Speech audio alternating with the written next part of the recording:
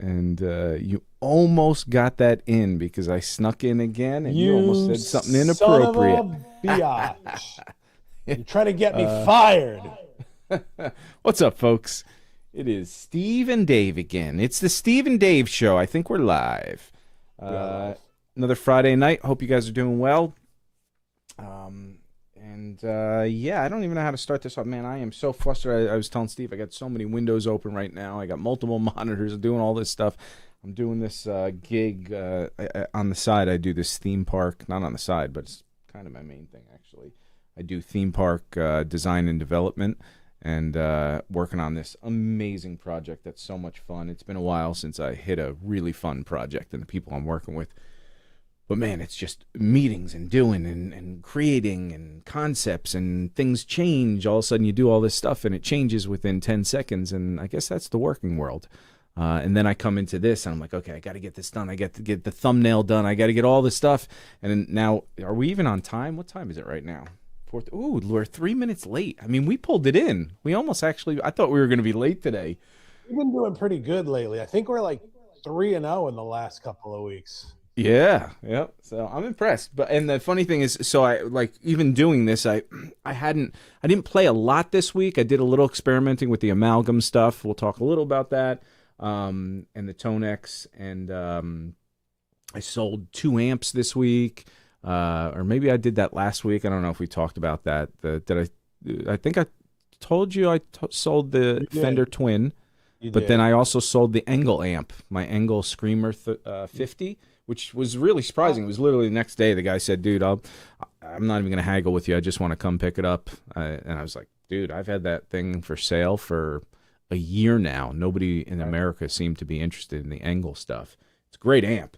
But anyway, I was doing that, and then just all these things were happening this week. And the Tonex, finally I jumped on and started experimenting with the Tone King profiles he sent, and the a Marshall one that he sent over to try and get the Eric Johnson-y tone or whatever. But I hadn't put anything on my pedal. I was just doing it through the app. And I was like, man, for this podcast, especially what we're going to talk about, this little Shane Lick, I was like, I got to get those Tone Kings on here. So I barely tweaked them. They're not perfect, but they still sound great. So that's what I've been doing today, this week. Everybody, thanks for joining us. Like always, please like, subscribe, do the blah, blah, blah stuff. It helps. I'll say it a million times because it's kind of important. But like, share, subscribe, click the bell things. I don't even know what they are, but they do help. At least that's what I'm told. And comment, guys, join in the chat if you're interested. Let us know what's going on in your world. Whether it's on topic or off. This week we are going to be talking about some Shane Theriot, Scott Henderson, a few other things that are going on. It's kind of a mishmash of things we've been looking up, but I turned Steve back onto some Scott Henderson Tribal Tech stuff, which, Vital Tech Tones, which is basically, is that Tribal Tech? Or that's not Tribal Tech. That's Vital Tech Tones. That's a totally different band. That's with... Yeah, I believe that's Steve Smith, isn't it? Right. Yeah, Victor Wooten. Yep. Yeah, yeah. So, but man, that stuff is amazing. We'll talk about that. The Shane Theriot, he did a video of some Marshall clean tones versus Fender clean tones, and he had this lick that Steve sent to me. He transcribed right away, and he's like, "Man, I love this lick. I love it."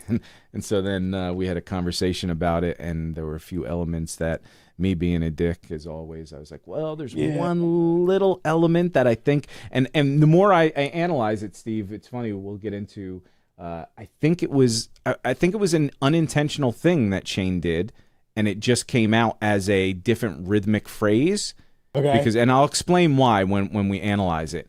But anyway, that's I think what we're going to be doing today. So, Steve, what you got going on? We didn't even say hi today, barely. No, we barely talked all week, to be honest. Yeah. I feel like we broke up for a minute. I feel like this job is really impacting our love affair. No, really, I may have to quit the job. You may have to. I feel like I'm losing you to this job. I mean, even though it keeps a roof and a shelter over your house. I mean, but I hardly spoke to you all week this whole week, which was in a way was good because you do monopolize a lot of my time. I don't listen. You know, I talk a lot, and then once I get you on the hook, I reel you in and hold you. Right. And I'm on the phone, and I'm sitting there going like, shit, I could have been playing guitar for that 25 minutes that I was just on the phone. 25. Have we ever only talked for 25 minutes? No, sometimes it just depends on the time. But no, it was a good week. First of all, everybody, thank you for joining us Friday night. Another long, crazy work week past us. We really do appreciate us. And you. We appreciate ourselves for making it. We appreciate you for joining us. Please do like, subscribe, follow Guitar Breakdown, tell everybody about us. And, again, it's Friday, so we're definitely happy to be here. A little bit more of a pep in our step because of the fact that we did make it to Friday in one piece. But, yeah, so this whole week for me I've been on this, like, crazy Shane Theriot, just everything. Like, so last week, we did our Friday night. Saturday, I woke up and I started transcribing a Blue Saraceno tune, and that went on for about a day. And I videotaped it. I managed to get through the first verse and into the chorus of it. And I was like, I'm gonna have this for Dave for this week. And then like Shane's video came out, I believe on Saturday or Sunday morning. And I watch it, and I recommend it. We're going to talk about it, but that literally was just my whole week. And then I was just listening to Shane, and I, messaged Dave, and and then we'd start talking about Scott Henderson, and it was literally just a back and forth of like fusion guys. So I said, listen, there's 3 things I want to talk about this week, and so we're talking about 2 of them, and then I do have an update for you, by the way, and this is completely, we didn't plan for this. I was messaging with Kay Marioka. No. This morning. Surprises. And, yeah. So I had asked Kay if he had any of his old educational material from MI, any sheets, just anything. I was just like, hey, do you have any of this stuff? I want to be friends with him. Right. Well, people don't like you. They like me. I'm the friendly one. So he got back to me and he said he doesn't know because that stuff was so long ago. But he did pose an interesting question to me. He said, listen, he goes, I'm actually, I'm writing music, Japanese pop music, and there's like some guitar stuff in there. He's like, I'd love if you guys check that out.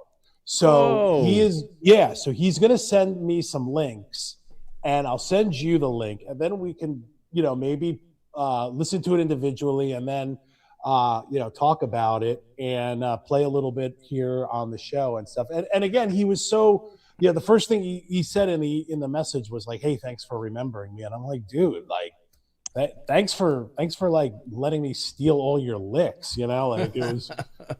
So that was this morning, and it's been a good week. I played a lot of guitar this week, which is weird. I mean, some weeks with work, I just I feel like I come home and I go right to bed, and then I get up and go to the gym. This week it was just like I had so much energy.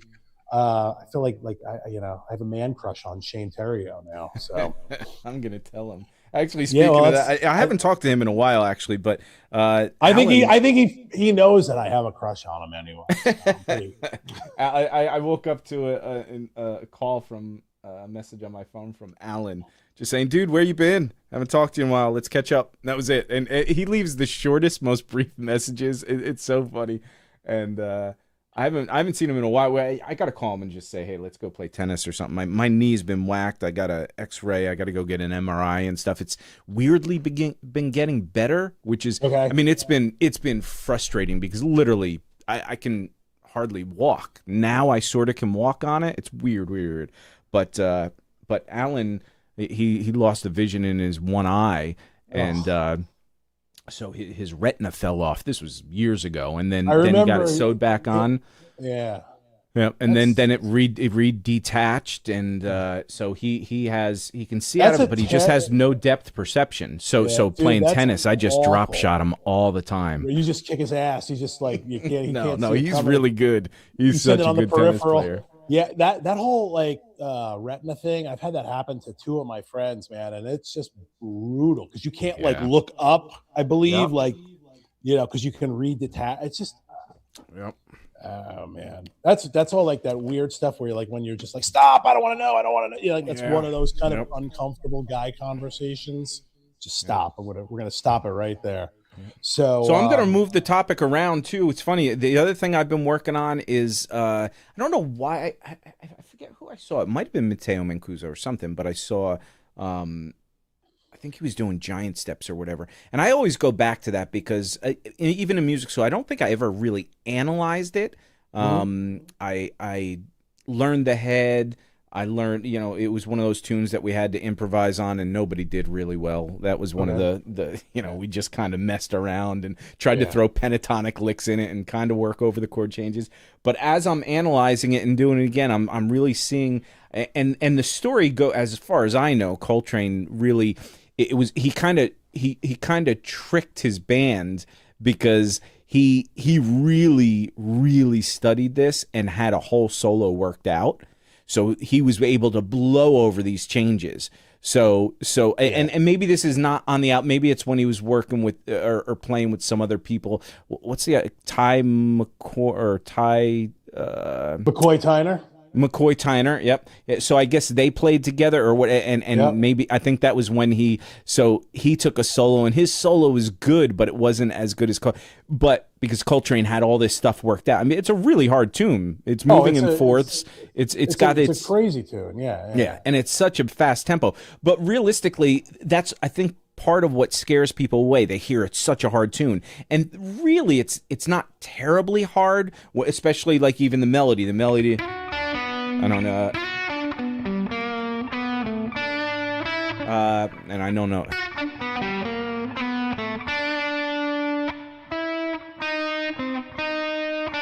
How the fuck? I can't believe. Oh, that's it. Right. Because I always think it does that pattern again, but it's really. Then it goes back down a thing. So it's that.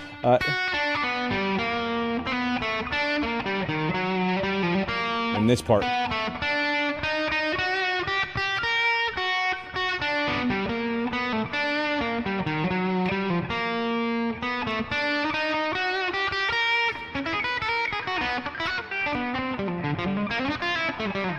Then it goes into the whole solo or whatever. But it's a real simple melody, right? Then it climbs up, goes down a half step.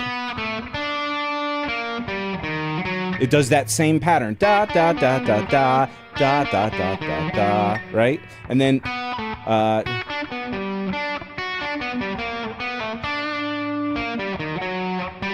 and that climb up again. Da da da. Move down a half step. Right? So, I mean, the melody's really, really simple. It's just moving around within those chord changes. And then if you put a chord thing to it for a maybe if I do a cleaner tone or whatever. But if you have the there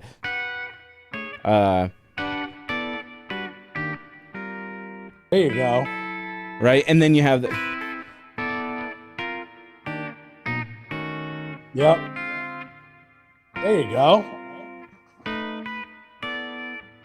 And it keeps walking around. But it's really, I mean, it's patternistic. It really is like a thing, moves down in fourths, does a thing, and it's got that little movement of a section.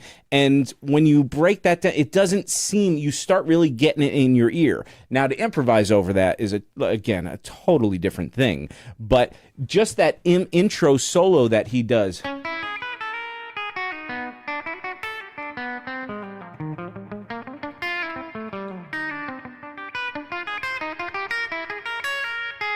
Those little arpeggios going up a G, then he's going up an A flat 7. Right.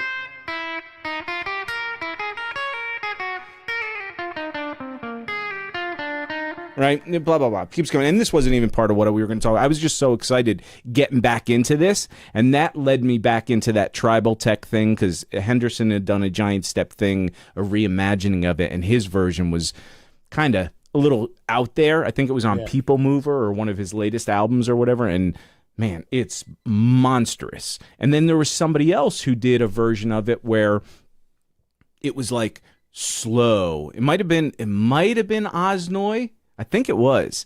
He did a version that was like just this slow rhythm of it, and it was just so cool. I mean, you hear it all moving, but it's just a totally cool, different vibe. If anybody checks that out, again, Osnoy, look up Giant Steps. I think it was recent, within the last 2 albums, maybe even the last one that he did. But anyway, that was a sidetrack I wanted to talk about because it was fun, and maybe we'll get back into that at some point, because there's just those little arpeggio licks. I mean, you could hear that whole change going on in that. And he does that often. He does those little, because those are 4 chords changing, dot, dot, dot. It's literally pretty fast. Right? And the bomb, bomb, bomb, bomb, 4 chords. There's not much you can do soloing, and especially if you're trying to outline that stuff, except for certain arpeggios. Now, there's a 9th in one of those arpeggios. It's not just root 3rd, 5th, root 3rd, 5th going up arpeggios like that. You explore, put a 6th in there, a 9th in there. He avoids 4th intervals a lot. He does a lot of things where he'll walk up scales, and all of a sudden, like here's even a part where he goes, and he goes up the scale. He skips that 7th, but I think over the chord it's going, it might be the 4th of that next chord. Right? So there are certain intervals, the 4th isn't as strong of a pull on chord tones as a 3rd, 5th, 7th, or whatever. Sure. Yeah.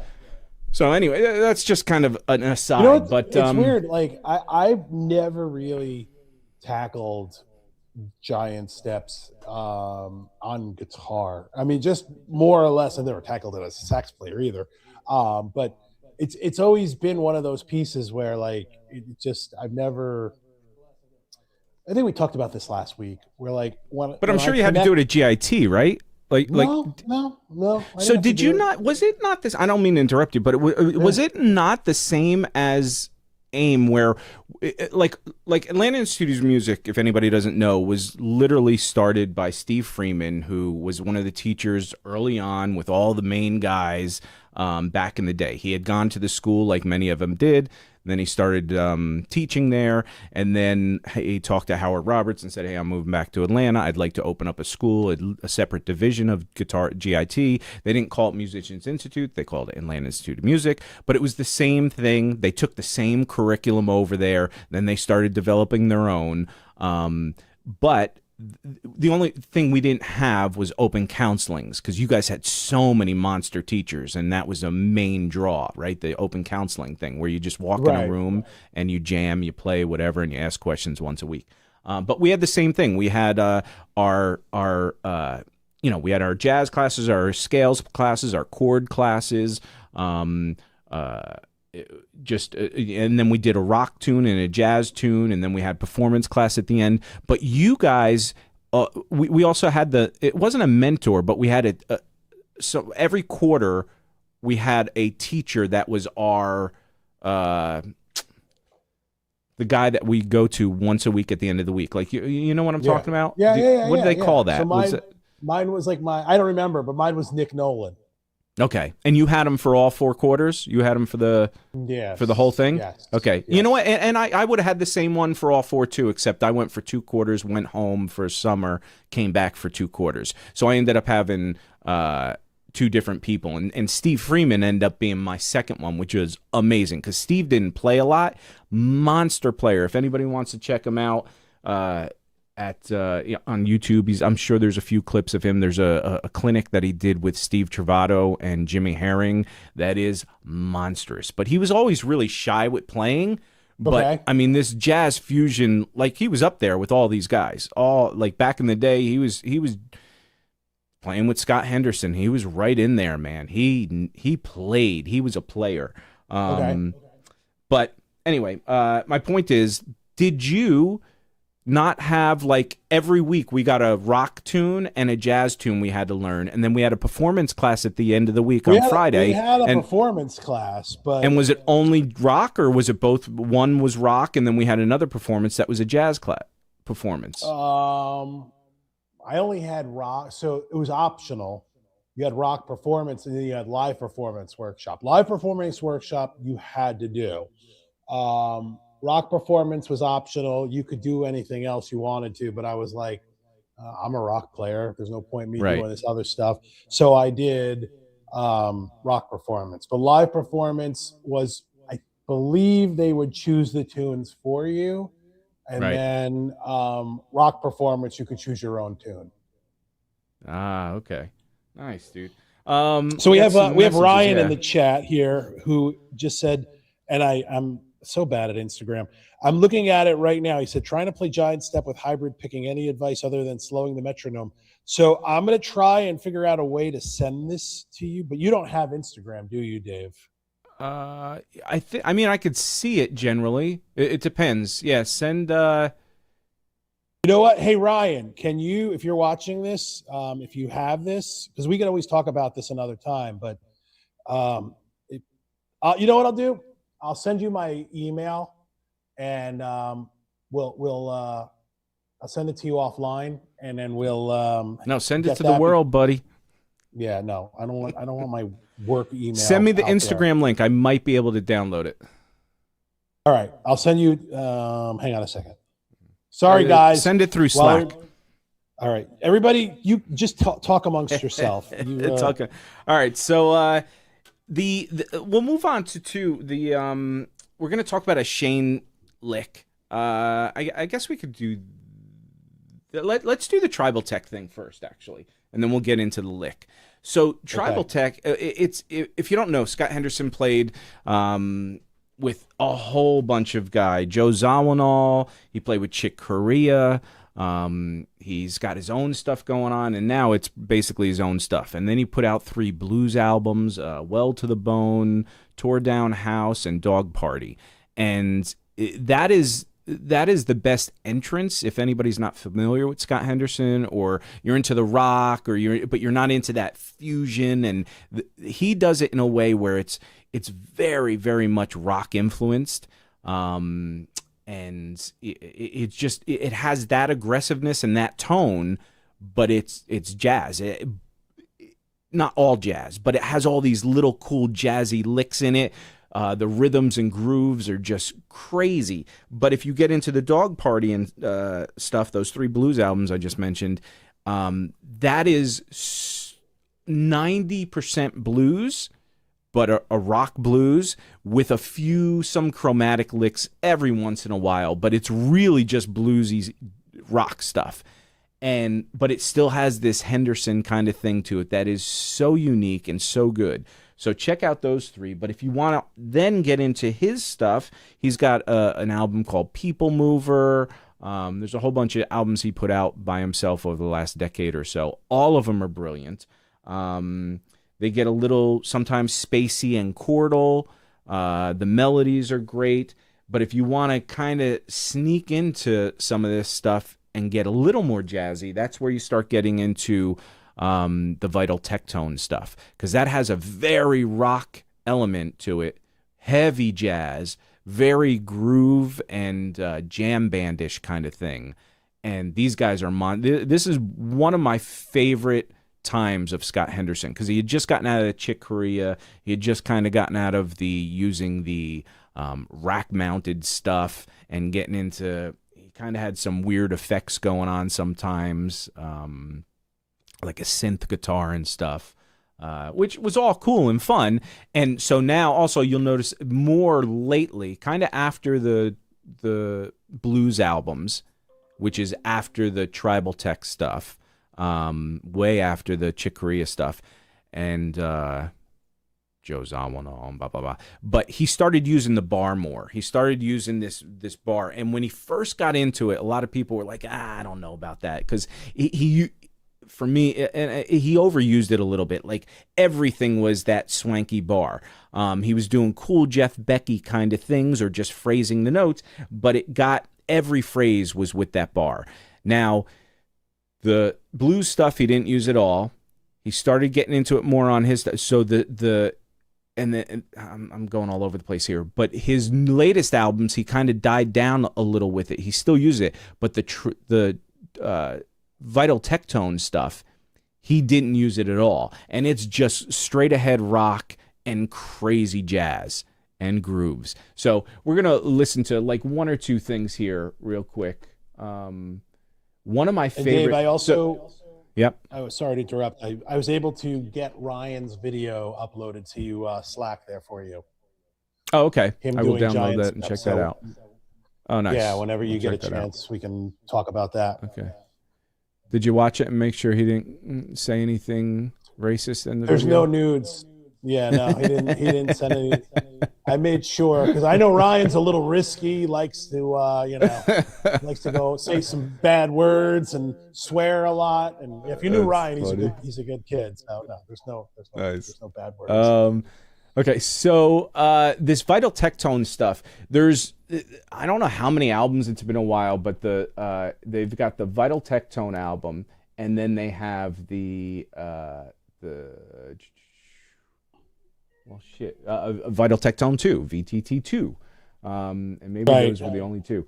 And it's Scott Henderson, Steve Smith, Victor Wooten, and it's just crazy what they could do with a three-piece. One of my absolute favorite, so on the first album, there's Dr. He, Snake Soda, Crash Course, Everglades is a cool little chordy thing, King Twang, which is more of a country thing, Giant Steps, that's where they have one of Scott's versions of Giant Steps. He does his own version on which is more of a chordal thing on one of his latest albums. But the Vital Tectone 2 crushed me in this song, Catch Me If You Can, Niobe Express, there's another Chakmul Thai or something. I remember, I haven't listened to these in a minute, but that Catch Me If You Can is insane, and I'm going to play that right now. Thank God we don't, I don't think they do strikes on this kind of stuff, but they might. It's worth a copyright strike. So here we go. This is, let me share the screen. This is Catch Me If You Can. If anybody's heard this stuff or has any thoughts on this, let me know, because to me, this is just the top of the top. What a groove. I got it at 50% because I was trying to, and I didn't put on my desktop audio because I was trying to relearn it real quick so I could show this. Okay, let me see. Speed. I got a mouse that's got a sticky clicker. Okay, so here we go. Let me put on desktop audio. Look at that hair scarf Scott's got going on.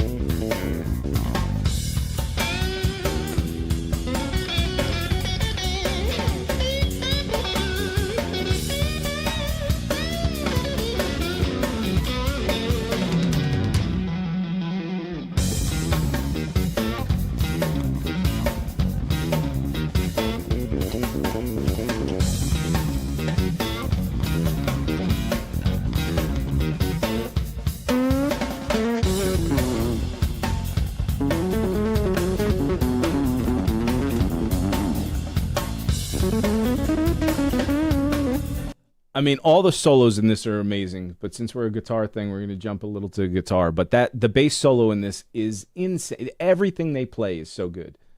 Oh,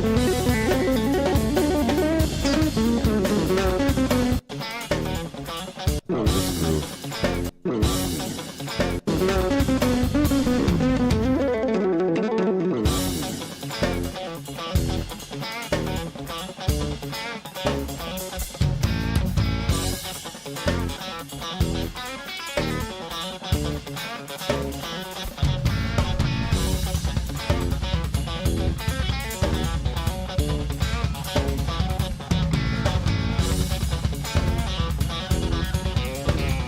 That.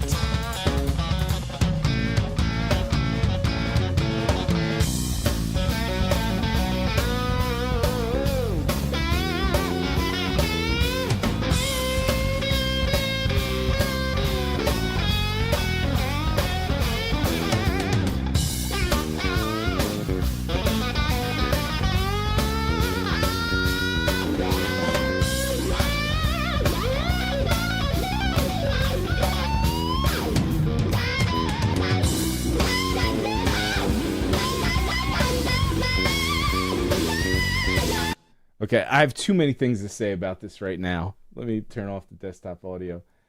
First of all, that to me it's like I'm getting that groove and I'm trying and but then if you really take it and do the half of that and you get in halftime, then and you're just feeling it multiple different ways. Then when you get into that riff thing that happens that breaks everything up, and you hear the off, it's like this bass that's kind of off time, like they're doing a 5/4 against 4/4 or something like that. I haven't analyzed it, but it feels that way. It feels like you're slugging the bass line and everything else is sticking with that groove. It's just magical. And if you notice, most of that stuff was just blues playing, right? It was Scott. He wasn't doing much jazz. It was blues, rock. What a groove, dude.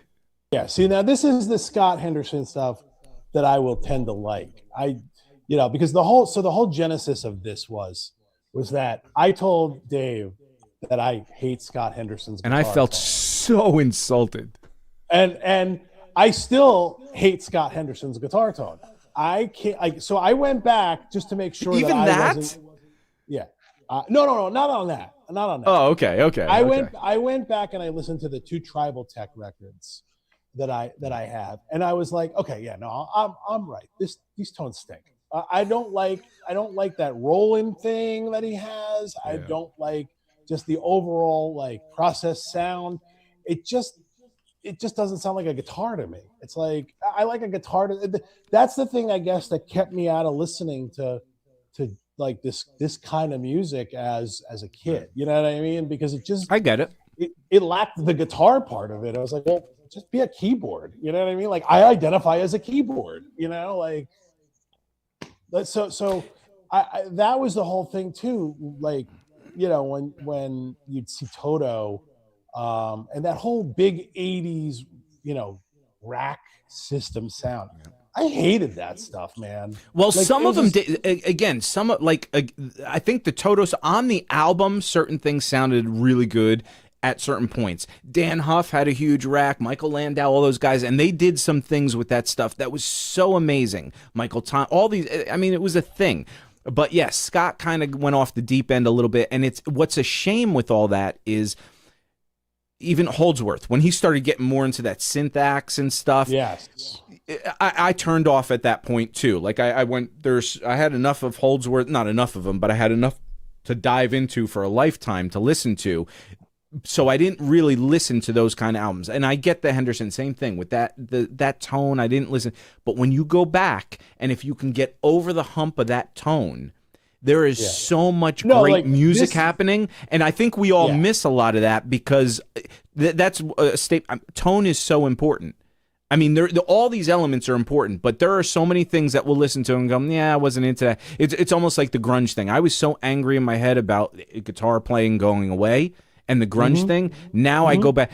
Landau loves Nirvana and stuff, and he even started a band, the Honkies, Raging Honkies, which was very reminiscent of that, but with more musicality. Like, I wouldn't say musicality because Nirvana had musicality. So now when I go back and listen to that, I'm like, man, this actually works. The tone for what this is great, and I actually like listening to Nirvana now. But when you have things in your head that block you, you just can't see the things. So with Henderson's tone, if you can't get past it, you're missing a lot of good music, unfortunately. And Ryan writes, bingo, that's why he can't get into Tom Morello.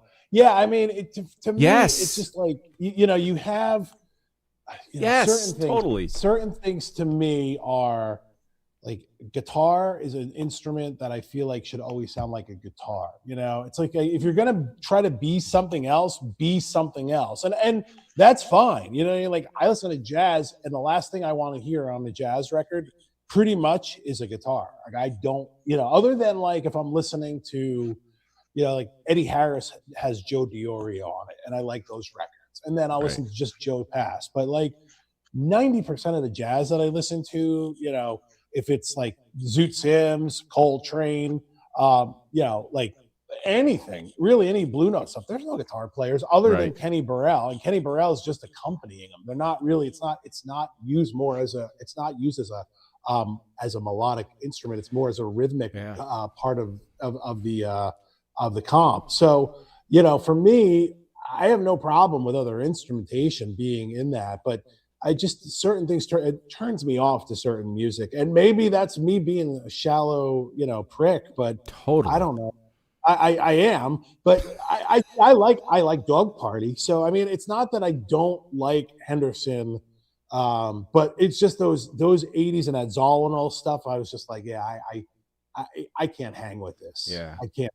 And I got some of that too, but again, when I get over that hump and I get to, and I just say, you know what, I'm going to dive in, because I'm the same way with jazz. Like, I didn't realize that until you said that, but yes, most of the jazz I listen to too is not the guitar player stuff. I don't listen to a lot of Schofield. I don't listen to a lot of Mike Stern or anything like that. It's Michael Brecker, or it's like saxophone stuff. It's even piano stuff.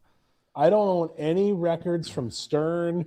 I don't own any Schofield records. I don't own any McLaughlin records. Yep. I mean, I have Pat Metheny. I've listened to him. I don't have any listen Pat to Metheny. Yep. I have, so the guitar stuff that I could say loosely jazz is, well, obviously Joe Pass. I have a lot of his records. I have a lot of Kenny Burrell. I have Grant Green. I'm trying to think who else. Larry Carlton. Coryell? I don't know if he's really. No, I have Coryell records, but that's more him with John Abercrombie, I believe, is the duo that they did. And then, that's more acoustic than jazz. But as far as like jazz guitar playing goes, it just bores. Yeah. It just bores me, because to me, it's like I'd rather listen to, like, I think for me, the piano or a saxophone is the most interesting instrument in jazz, and that's a rabbit hole that you could go down all day. I mean, I literally sit there and go like, I wonder why I don't like guitar, and it's with jazz, and I just feel like it's a tough instrument. It's weird. It just doesn't have the same breaths with regard to jazz that and what's just weird with piano, because you listen to a great, like a Monk or McCoy Tyner record or something like that, and it's weird. It's strange. I guess guitar is just not its place for me in that. So yeah, it's weird, man. Like, but getting back on topic, there's no question that like Henderson's not awesome. And that stuff, especially, like I said, like I like the Dog Party stuff. And now that you turned me on to this record, I've listened to it a bunch of times. Well, you got to listen to both. The Vital Tech Tone 1 and 2, both of them heavy hitters. And so let me just show that lick real quick, that riff, because it's just such a fun. If anybody's interested in learning something today, this is an easy one to just groove over. And we are thankful to the Amalgam folks. They sent over some new captures, and we're hopefully going to have him, Carlos, on next week, maybe next week. Cool. They're nice. Really crazy busy right now. They released a new Marshall thing, and I think they released two things, but one of them was the big Marshall thing. And he actually shared some of that with me. Apparently, I didn't know that. He said that recently in the forums and stuff, Eric Johnson has been looking for a JTM 45. And so, because I was asking him, is there anything, would you ever put out packages that are, player specific? Like, I know they have the Satriani packages, the Lukather and stuff. And he's like, nah, I don't really, but I can point you in directions of some of the stuff that we did that would be very reminiscent or a good starting point for those tones. Eric Johnson has that very violin tone. And there's things, you have to treat it certain ways with compression. You have to treat it certain ways with maybe even, what is it called? The fuzz pedal or something. It's not a heavy fuzz or anything, but you get certain things. You dial down the treble a lot. There's a bunch of little things that you do. but one of those Marshall 45s that he sent was just awesome. I haven't played with it a ton, but right out of the bat, I was like, oh my God, it's captured so. But the other one was the Tone King stuff. I'm in the market for maybe getting one of those Imperial 2 Tone King amps. I was going to maybe get the pedal, but I really just love that amp by itself. So anyway, we got these. I threw 2 of the tones from the Tone King thing, and I didn't really adjust them at all. Again, with work, I didn't have time, but they're on here, and I'll show those to you. One's a clean, one's a dirty, and even with this EVH guitar with one pickup, only a volume knob that says tone on it, of course, Eddie. It sounds great. A humbucker, you wouldn't think that with a Tone King amp, and I just think it sounds so good. Now, this guitar, it's so funny because I'm going on a little bit of a tangent, but I got the Frankenstein, the red striped Frankenstein from Fender EVH. Right. The week that it came out for NAMM. That was years and years ago. And I was just so excited because I picked it up, played it. I was like, this feels and plays amazingly. And then COVID hit. And I played that thing nonstop. All I had been playing was my Blue Sur for years. Yeah. Yep. And so I played that Strat. I didn't play anything. I didn't pick up my Blue Strat. I didn't pick up anything for about a year and a half of COVID. And I played every day. And every day I was just that Frankie. It played so well, especially through my Soldano. It was amazing. And then I looked back right after that. I was like, I can't believe I didn't play anything but that guitar. And then this guitar, I went in and I was getting some of the Wolfgang specials and those. I was starting to get into that phase. And I was waiting around to grab one. He was pulling it from the back. And I saw this hanging there. And I was never a fan of this black and white stripe one. I was always the red Frankie. Sure. I was never a fan of the Bumblebee kind of thing. And I just picked this up to goof. And immediately, within 2 seconds, I was like, holy shit. It's got it's not plastic, the neck. It just feels like a piece of wood. And the neck, the headstock's one of the big 70s thing. And again, I wasn't real into that. Now I can't stop. I just love this thing. And the neck kind of, it almost feels like it gets wider at the end. It really doesn't. There's just something about it. It feels like it's thicker down here, a little thinner here, but not Ibanez thin. Right. And the tone, and I have the action higher than I usually do. If nobody's interested in this, I'm sorry, but I'm just so excited about it. This trem used to sit flat on the deck, right? Okay. And it would not stay in tune. Like the minute I touched the bar for a second, I'm not even using it, just touching it by accident, it would go out of tune. It's almost like it would get stuck in the nut here or something. Then Fender did a video on this of how to keep this with all these screws in tune, and you have to lock it down with the springs really tight. You have to loosen 1 or 2 of the screws, and you have to do all these tricky things, and then it stays in tune even if you use the thing. I couldn't get it to work. Finally, I said, you know what? I'm going to float this thing, which makes no sense to do. One of these trims to float. Yeah. Especially with no locking or anything, right? So I have it floating, and I do that thing where it's a minor third on the G string, a whole step or step and a half on whatever it is, a whole step on the B string and a half step on the E string. So, and I didn't even measure. It just kind of worked out that way, and then I was like, you know what, let me try and get that minor third at least. Everything else hopefully falls in place. Anyway, I have not tuned this thing in 5 months, I don't think.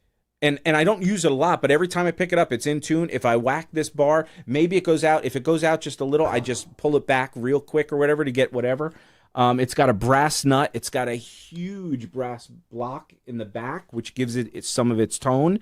But I'm telling you, every time I pick this up, I picked it up last night at 2 in the morning, and I played till... Look at the size of that block, man. Holy crap. I played till 5 in the morning, 4 hours of playing this thing, and it's so resonant. Like, I don't know if you could hear that through the mic. I mean, the mic, this is a mic that you really shouldn't be able to pick things up, but it's, and it just rings. does that just have a humbucker at the bottom? I don't. It just has a humbucker, but this is with the volume off. Nothing. I'm sure you could tell or whatever, but it just. I don't know how it's translating, but man, it just resonates. And the note, and part of that is because there's enough action going on here. It's not low. It's letting the strings vibrate and breathe. Yeah. But it's also the brass. It's also the way this neck joint. I'd be afraid to take this apart because I think it's just so attached to the body that it's just resonating so well. Anyway, that was a long sidestep into saying I'm so excited about playing this guitar right now. Yeah, dude, that's a cool guitar, man. Like that's no, that's definitely awesome. I've never I've only played a few of those EVH models. They didn't really have them locally. There wasn't that many around. So anytime I played them, they were gone pretty quick. There was one that was sticking around the local guitar store, the one that we were at, and that was not good. That one was not. Yeah, their QC, Fender's QC, that's the thing. Even the Frankie, after I got that, I went and picked up a bunch of them, and or no, you know what? When I bought the first one that I got of that, I really liked, and I had to return it because the neck was I tighten all the screws, I do everything you have to do. Not relying on hoping it's set up okay, but the minute I pulled this, like, so if I pulled the neck into my body a little bit, like playing a little more aggressively, everything would go out of tune, and I didn't realize what was going on. And then I just did a little thing where I just took my finger here and I just moved it, and it would go out of tune. There was so much bend. Then I realized it wasn't a quarter saw neck; it was kind of off center, so it was easier to bend it. I was so disappointed because for like a couple weeks, I loved the pickup was great. Then I found this one and it was just awesome. But the point is, all the QCs on these things, every one of these I picked up, they're good. There's some that are really good. This is the best one I've ever felt. I mean, there's just something magical about this one. That's the magic about trees. Fender's an interesting company, especially you heard what their big lawsuit in Germany this week, right? I heard, what was it? I heard. So I am not a copyright lawyer, so I'm not going to pretend to give the whole story on this, but basically the gist of it was that in Germany, Fender sued a Chinese company that didn't show up at all for the suit, basically based that they were just copying the Strat body. Okay. Now they won, which is going to be interesting.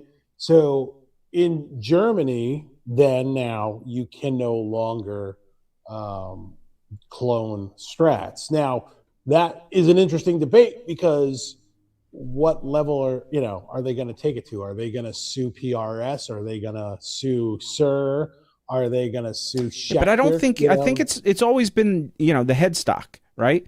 The body. No, this is the body. They won on the body. That must be a German thing because in America and other countries, no, they lost. You can't. They lost here. No, they lost here.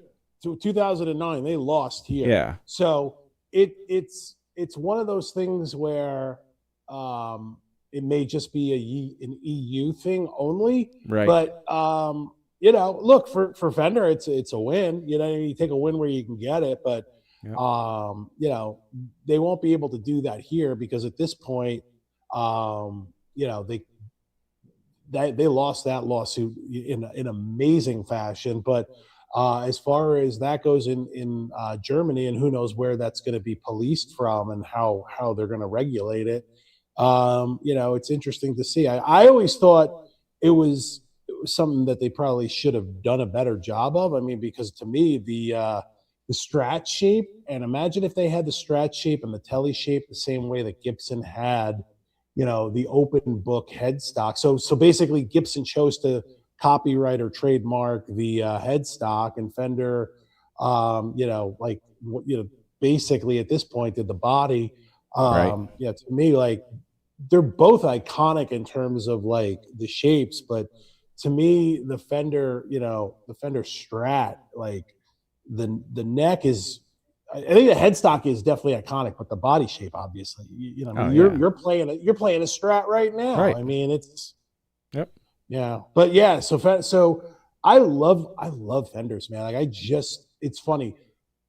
I'll play like I played a Sir. I've played a lot of guitars in the last couple of months because I've been trying to find a Telly. Nothing sounds like a Strat or like a Telly than like a Fender. It's just G&L. Even though Leo owned the company, those things like and that is the sound in my head when I'm playing clean that I love. Like I love that sound, and when I want like there's no going around that. So it's like I want a 335. I'm not going to go buy a fake 335. I'm going to go buy a Gibson, or an Epiphone. And I think that those guitars nail it. Even the Squire, like the classic Vibe, nails the Fender tone. Yeah. So, it's weird. It's one of those things where like I've tried a lot of guitars and I sit there and go like, it's got the same shape, the same scale.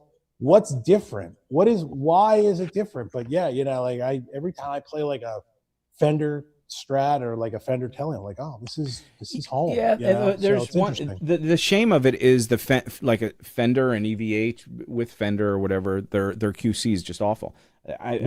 Terrible. Every terrible. Every 4 out of 5 you pick up have something that it just doesn't feel right. It doesn't say something.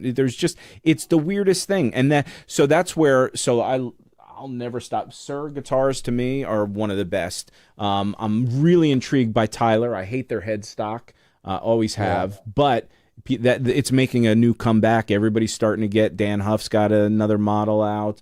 All the guys are starting to use them. They're picking up speed again. But all those guys were Fender guys. So Sir, he worked at Fender. Tom Anderson, they were all Fender guys. And then they started. Yeah. So they have the juice of that Fender thing in there. Their Strats do sound Fendery, but their pickups are wound a little differently, so they sound a certain way. They do a certain thing. Even their vintage V60 pickups or whatever they are, they have the Fender quality, but they sound a little bit different. Right. But as far as feel goes, and the thing is, with those guitars, I don't think I've ever picked up a bad Sir. There's never been one that was like, yeah, this is a little off. There's the Tom Anderson, same thing. I had a Tom Anderson years and years ago, and every one I ever played was pretty spot on. Whereas, and Fender, I think, used to be that way. I don't really remember. But I mean, I was more of an Ibanez, Carvin, silliness kind of thing back in the day. But I mean, I guess the reason why those 70s and 60s, 70s Strats and stuff are holy grails are because there were so many good ones made. Yeah. Yeah, it's a weird thing. And I mean, like the guitars, when you get them, if you can work around it, because the last 2 guitars that I purchased were Mexican Strat and American Strat.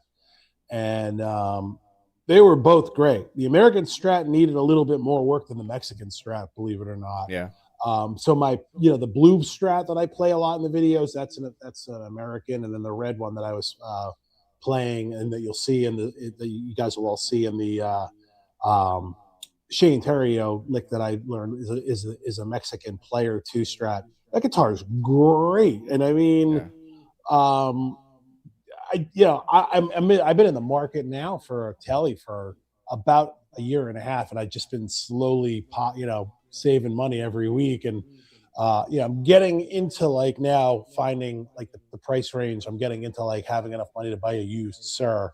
So like at this point now, I'm just waiting for the right guitar, and I want to find that's the one thing too. Like I haven't played a guitar where I'm like, oh my god, I gotta have this. So that's the whole thing, is just play a lot of guitars when you're buying one and find the right guitar. And like I can't do like I remember when I was looking for the Charvel and you're like, I got the best secret. I'm like, what's that? He's like, get 4 of them. Get 4 Charvels. I'm like, I go to my wife, I go, Dave just told me to get 4 Charvels. He's fucking nuts. And then you're like, but here's the reason why. And you're right. You're like, one of the 4 of them is going to be good. Send the other 3 back. I couldn't do that. because that's a lot of money. Right. But Yeah, of course. I did end up finding really really really good Charvel for like $600, and I was just like, yeah, this is I feel like it's like like a cat. Cats. If you love cats, they'll find you. If you love a good guitar, it'll find you. You just have to wait. And so. Like that's the way it goes, man. Yeah. So let's move on. So real quick, let me get back to this Vital Tech Tone thing. We'll move on to the Shane thing, and this is getting out of hand. It's funny. I was while you're doing that, I was playing that little melody of Giant Steps. And one thing, if anybody cares, I'm not a great player, but I'm a decent player, I think, at this point. But I do realize that when I teach things, especially, I really go through it so quick, and I'm going in my head and I'm trying to show something. So I know it probably sounds like shit, and that's why I stumble over things all the time. I'm just giving myself excuses. But even that whole thing... is my guitar on right now? Yeah. Is that coming through? Yeah. Really? I'm not hearing it at all, but that's funny. Yeah, no, I hear it. But when, I'm doing... all that kind of, but I'm doing it so fast and the rhythm's off or whatever, just because I'm trying to show the example or whatever. So I don't know why I'm saying that. I just felt weird. I was like, man, that sounded like shit probably. Anyway, cool. Weird topic. So this Vital Tech Tone, I just want to point out 2 or 3 things on it, and then I'm going to show that little riff real quick. It's kind of an easy riff, but it's so fun to play. What a groove. Let me show screen share, desktop audio. The beginning of this riff just crushes.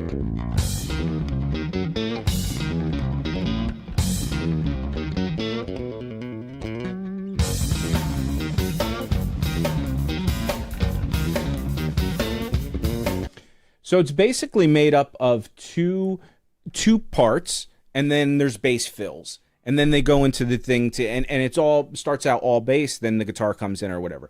But the, let me get a little... Okay, so it's...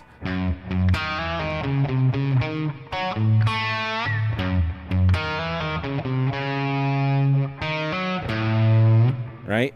So the first part is... The second part is the same. And that's it. That's the whole thing. But at a fast tempo, which I haven't done this in a long time, so...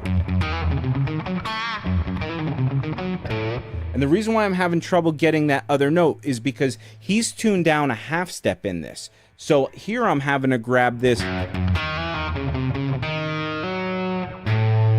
note here, where he does, if you do it tuned down a half step, but you're playing it up here.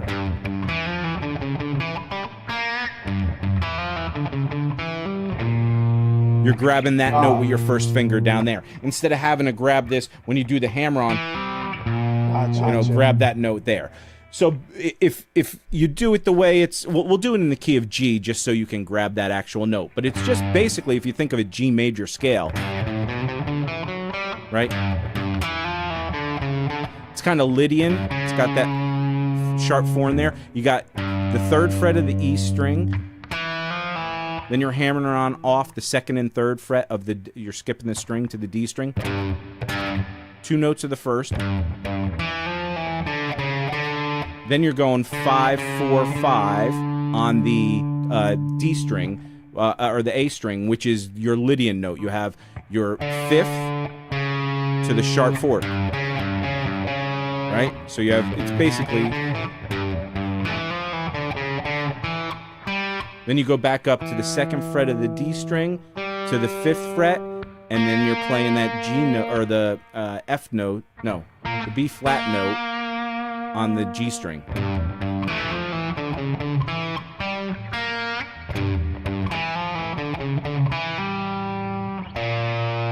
So then the next part is you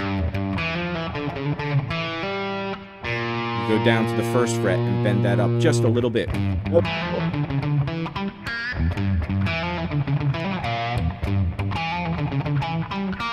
Then the riff, da, da.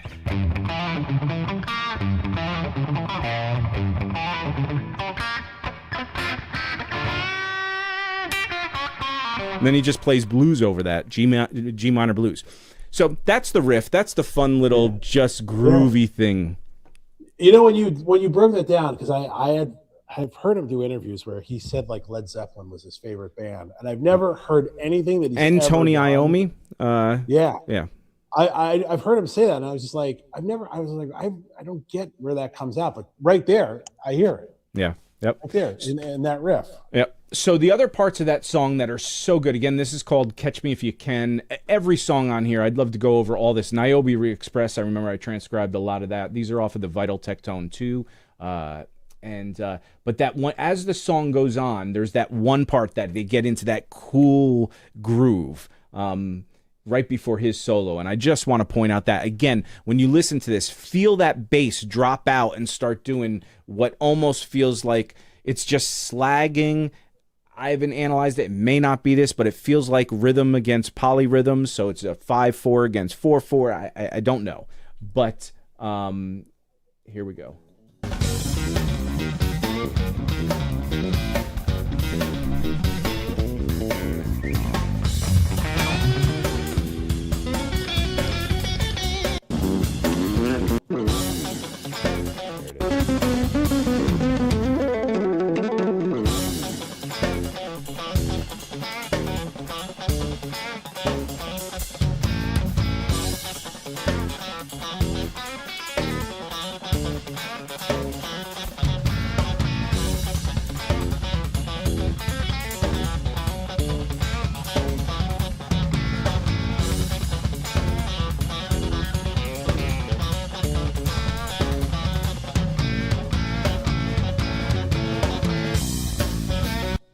So even that, it's all, again, they're down a half step, right? So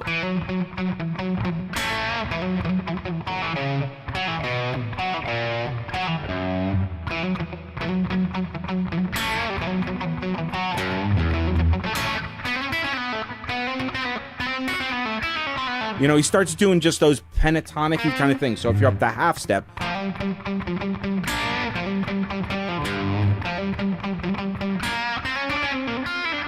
whatever he's doing, whatever. But there's that one where he does this, he doubles up on it, and it just sounds so cool. I remember when I transcribed it, and it's got open strings, and it's got so much going on. But let me just try to find that one turnaround that has the doubling up. That's so, for me, impressive.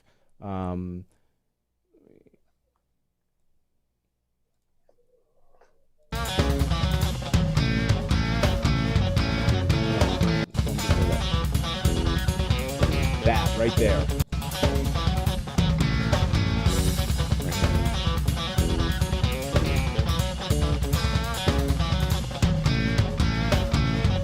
No, wait. Yeah. I missed it. No.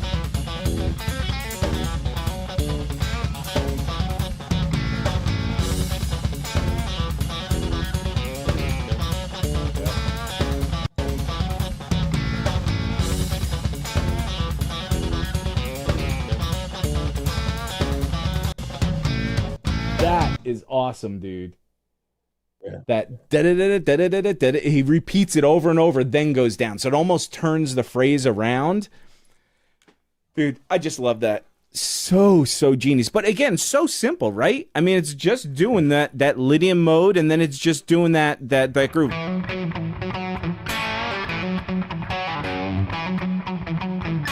I can't even, and then like he's just skipping around those notes, and it's not, but yeah. I don't know. Sounds great. Sounds incredible. Steve Smith is really driving the boat on that, though. 100%. Dude, I mean, that's what I'm saying. As a trio, to get that much groove, to get that much going on, and they're all doing everything together, but everything has its own separation to it, and they're doing their own thing, and you're like, if you just listen to the bass, or just, I mean, the drums, you just listen to that as opposed to being a guitar player, listen to only guitar, you'll get so much more out of it. You'll be like, holy, this is why this sounds this way. Yeah. So anyway, so that's that. That's good. That's my Scott Henderson thing. Let's listen. You want to listen to your buddy's thing, or you want to go to the Shane Theriot thing?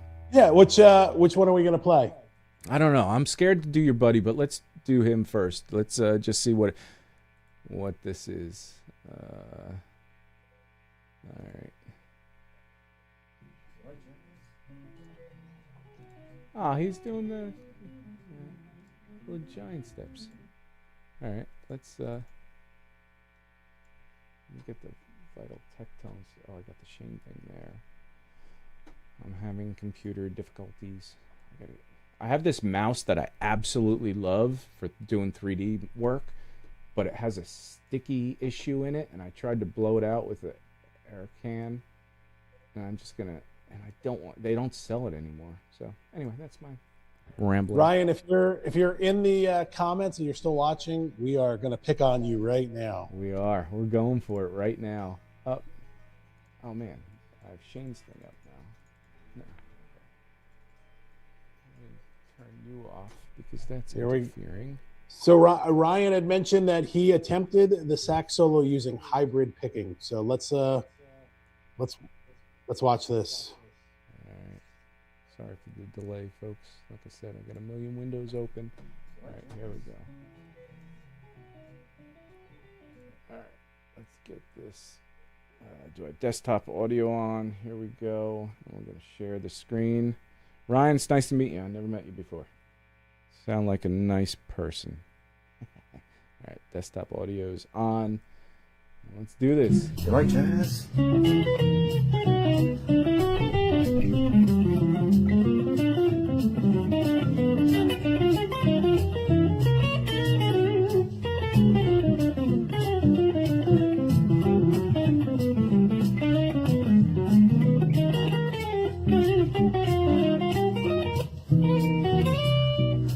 Nice, dude. You like jazz? Dude, that's great. That's awesome. Yeah. Yep. That's funny. So I do the same thing where I do the hybrid picking kind of thing, but what I really like doing is not using a pick at all. Let me get my little clean Tony thing on here. But yeah, I like doing where I'm just doing the Matteo Mancuso.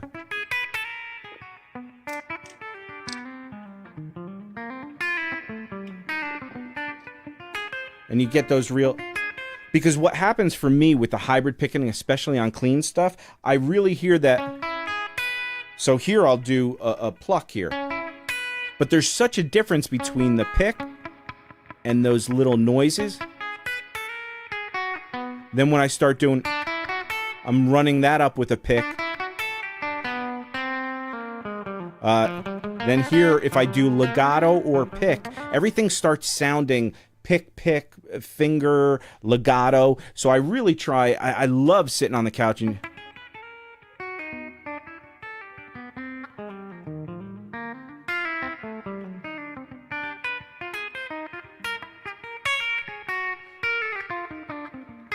right. It for me, that picking thing. But I would rather, the way you're doing it too, I would rather go that way than all picking. A lot of people do this stuff, and it's such a fast tempo too. I mean, I can't really do that. Yeah. That becomes all legato. Let me turn off this desktop. But I can't, if I don't have the pick, I can't.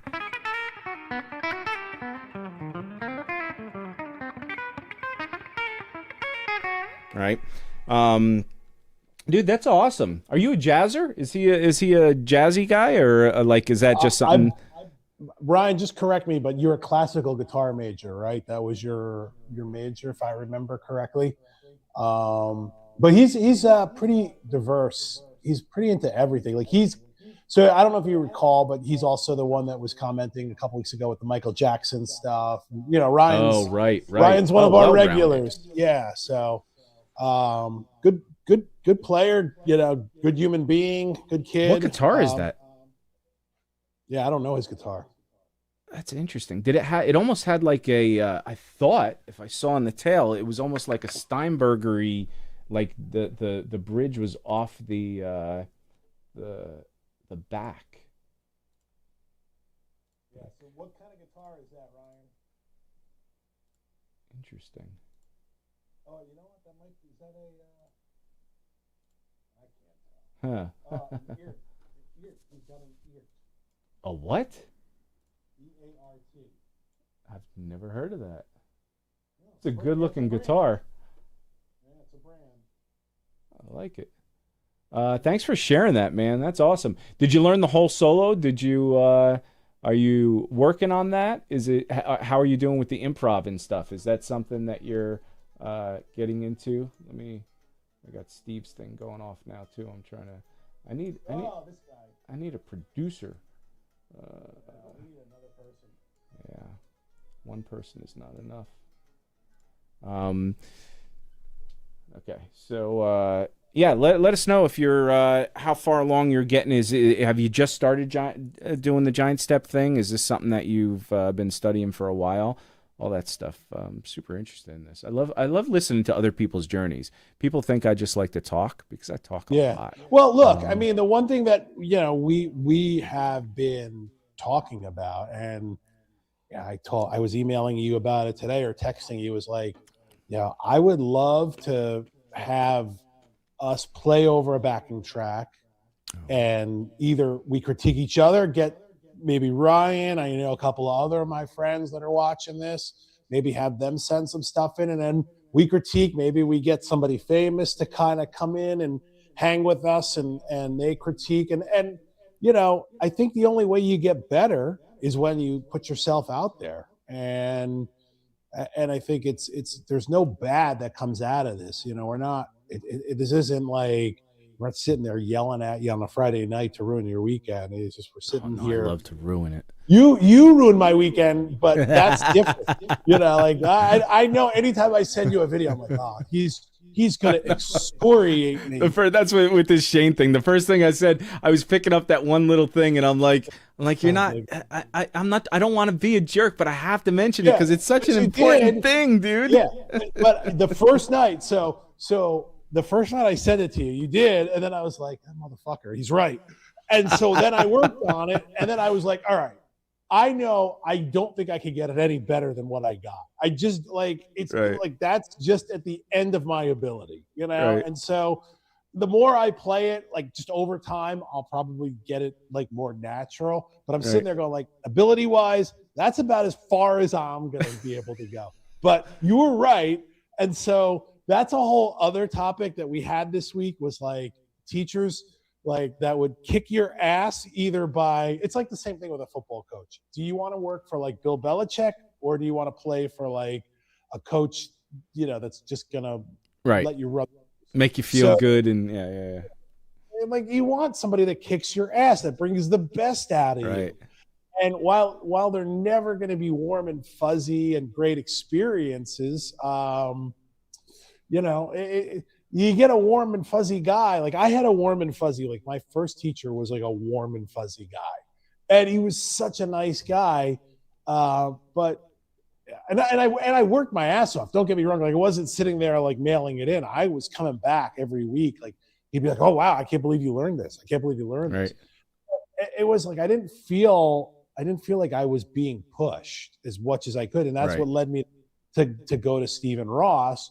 And Steve was hard on me. He was a great teacher. He's really the reason, that I'm the player that I am, is because of Steve Ross. And, he was hard on me. Like I would learn everything, or I would work on everything, and then there'd be stuff that I would miss, and he'd be like, "Oh, how come you missed this?" And I'm like, "Dude, I was like, you gave me a lot of shit to learn." Right. But, I get it, man. And it's kind of like the same conversation that we had with Henderson, where it's just like, I'm not going to baby you. I got a lot of people chasing after me. Here it is. You either do it or you don't do it. And if you don't want to do it, then get the F out, because there's a million people that will come in. And so, and again, he's not saying it in a dicky way. Like it sounds that way, and it's aggressive because it's aimed at you, but it's not aimed at, it's just the conversation you're having. Because again, his time's limited, and he knows there's a lot of people that want to learn, and he's got a lot of knowledge he wants to give. And if you're not putting in the effort, and you're just sitting there playing like your simple pentatonic things week after week, and it's like you're not. He's like, I mean, this is cool, but you don't know the changes. You don't know. I want people to come in here that are trying to expand. I think like that's that's the thing. Like, if you're serious about learning guitar, and there's an accelerated pace that you have to be able to do. If you just, if you go to school to play music and you don't take the material and absorb it, um, then you're wasting your time. And like some of it, and a lot of it, to be honest, to be frank, I forgot, 90% of it. I'll be honest. I mean, like I could sit there and look at my MI books and go like, holy crap. If I look at it, I refresh myself, but it's just stuff you don't use. It's like, but you, again, if you're playing and you're improvising, and it's stuff that's conceptual, and they're giving you these ideas, and that's why I think like the stuff with YouTube can be terrible or it can be great. And that's, I'm going to go back to your boy Shane Theriot. Shane has probably the best YouTube educational channel there is. I'm going to put it out there. I really think his content is great for a couple of reasons. One is he doesn't tackle like the dumb stuff. And what I mean by the dumb stuff is learn how to play fast, learn how to sweep pick, master your technique. That stuff you can find anywhere, and that stuff you don't need to have somebody do. What I think Shane does really, really well and really effectively is he just puts out like the simplest ideas. Like he did this Mary Had a Little Lamb lesson, where he takes the melody and he says, okay, we're going to improvise over this. And he gives you a backing track. That's the other thing. He gives you a backing track, and it's like a 2.5 minute backing track. And this is also one of the things I was saying to Dave. I'm like, we should just improvise over this because this thing is great. It's so simple. And melodically, Mary Had a Little Lamb is the perfect song to improvise because the melody and you have to stick to the melody. And the gist of the video was like, all these guys are going to improvise and they're going to play all this extraneous stuff that doesn't fit or doesn't work. And it's just keep it simple, man. And like, get right to the point. And he gave you some simple ideas. He gave you some slurs, some vocalizing, and all his videos are less than like 10 minutes. And they get in and they get out and they're great. They're entertaining. Usually tells a funny, story about who he's playing with. So, I'm a convert. I wasn't a huge Shane Theriot fan, but I've become a huge Shane Theriot fan. Yeah, I've been talking to you since the day we met and we started jamming. He was the guy I brought. You had all the Russ Parrish and the Paul Gilberts and the bootlegs of all these things, and we didn't have a ton of them. We had some Jimmy Herring stuff, and we had the Shane Theriot stuff. But Shane, nobody knew really who he was. He had just gotten out of GIT, was teaching there, and it was a few years later that he had just gotten, I think when I met you, he had just gotten the Neville Brothers gig. And then, but again, that's not a gig that you're going to be like, oh my God, this new guitar player, that's a niche kind of thing, and it's huge, but it's not like it's on the cover of magazines all the time, Neville Brothers. But a lot of great musicianship goes through that, and New Orleans stuff, and yeah. So, but the thing that I think with like that Mary Had a Little Lamb kind of thing is I think what people don't do as guitar players, especially during this time of YouTube and all that stuff, everybody's got a little ADD, everybody gets distracted, everybody's looking for that cool thing that's a little more complex to play, and takes you a few minutes, and you don't have to also think too much. Like if you learn a pattern, you don't have to think. Once you learn that pattern, now it's just a matter of building up that facility to actually do it, right? Yeah. So now you could sit on the couch and do this. So you don't have to put too much effort into it. It takes a lot of time to build up that technique, but with what Shane's talking about is vocalizing and making things musical. So it's like the Jeff Beck thing. People learn Jeff Beck stuff, but they don't really dive too deep into it because a lot of it's just a melody played in such a sweet way with a vibrato bar bending certain notes or whatever, but it's not something that you could turn your brain off to. Like, you have to feel it. You have to connect, and you have to to be make present. those little things happen. And so people move on from that. They go, oh, that sounds great. I want to learn it. And you learn it, and you go, that's not that difficult. Well, the doing of it's not that difficult. But being in the groove and coming up with those little melodies and making them not just scale notes, they're unique and they sound like a vocalist. That's the hard part. So playing Mary Had a Little Lamb over something, again, seems simple, right? Sure. And then you move on and you start learning other licks. That's not the way to do it. You really sit there with it for an hour and you jam that, and you find those little melodies, the unique ways of playing the same note you just played 20 times, 20 different ways. Slide into it, bend into it, hold it a little longer so that it just moves over the bar in a different way. There's just, there's a difference between being a guitar player and being a musician. Totally two separate things. He's a musician, and the thing that I've become acutely aware of, and I put Shane in that Andy Timmons kind of boat where like every note matters and every note is like it connects. It's not just like it's intentful. There's an intention behind everything.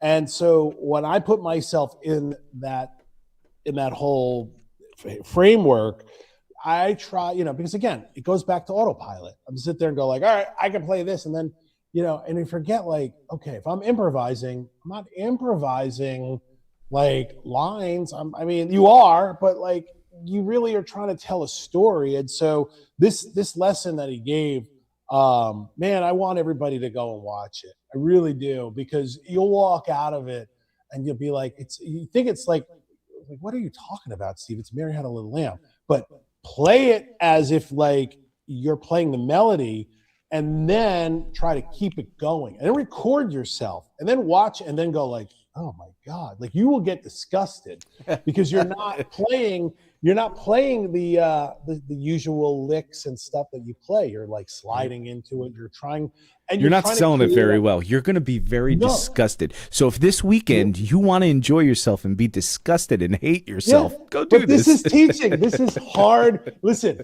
I'm giving you the hard lesson. You know what I mean? Right. Like you are going to be disgusted, because I was disgusted.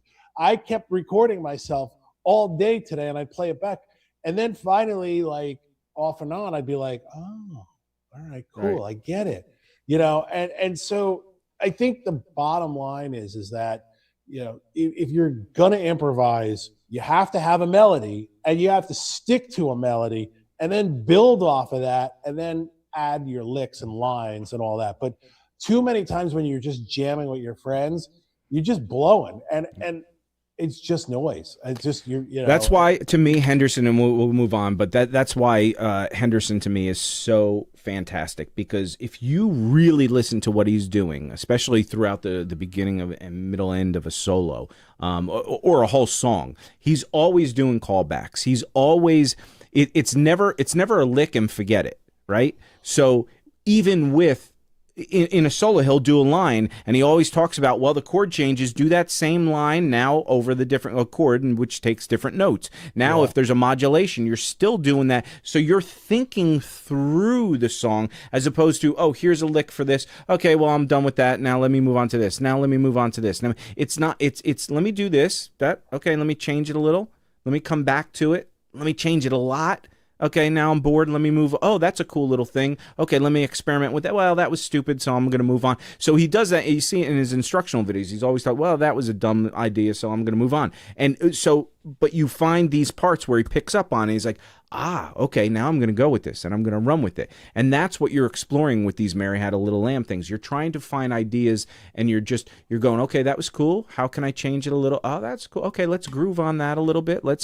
I mean, how many times do you hear these YouTubers that are playing? They're playing such crazy. I mean, I love Jack Gardner. I love Rick Graham. I love all these guys. There's so many great, fun guys to listen to. Very few of them, and I think those two actually do this, but very few of them stick on licks and groove with it.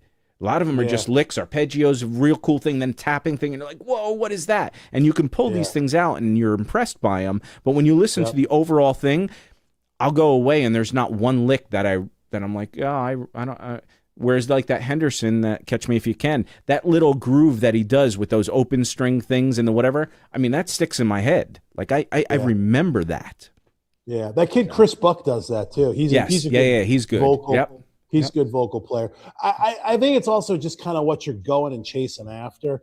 But all that said, and then here I am, and I'm learning a Shane Theriot lick. So I'm trying to get away from licks, and then yet again, here I am learning licks. So let's Dave, why don't you talk about this? Yeah. So Shane, he's doing what was the Mary Had a Little Lamb video? Do you remember what that was from? Just so people know. It was, and we could post that on here as well, give Shane a little love. But it was, hang on a second, because I sent it to you in a text earlier. Hang on one second.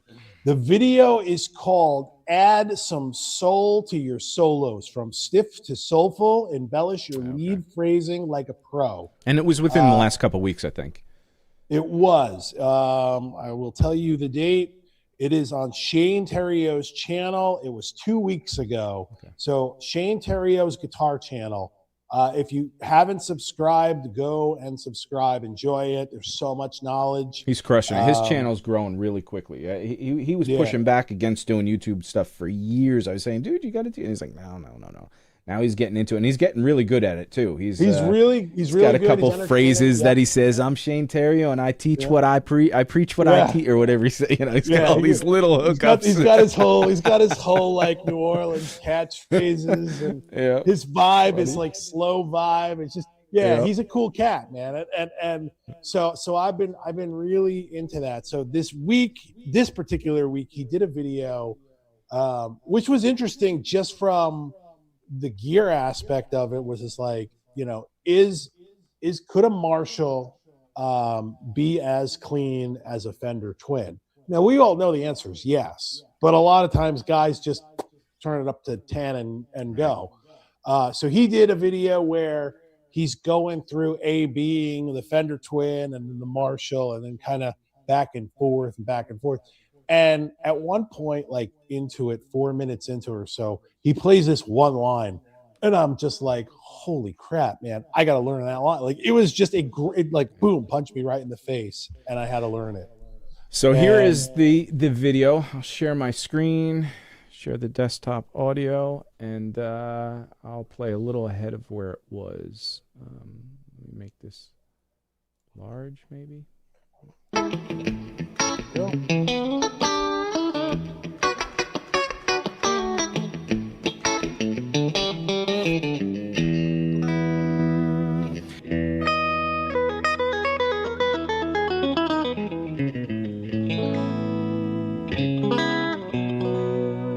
So there was the lick.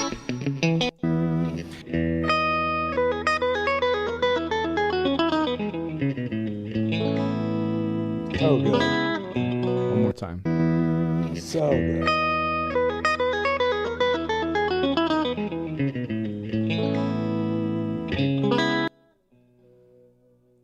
So that is just some fun stuff. And here is Steve doing the same.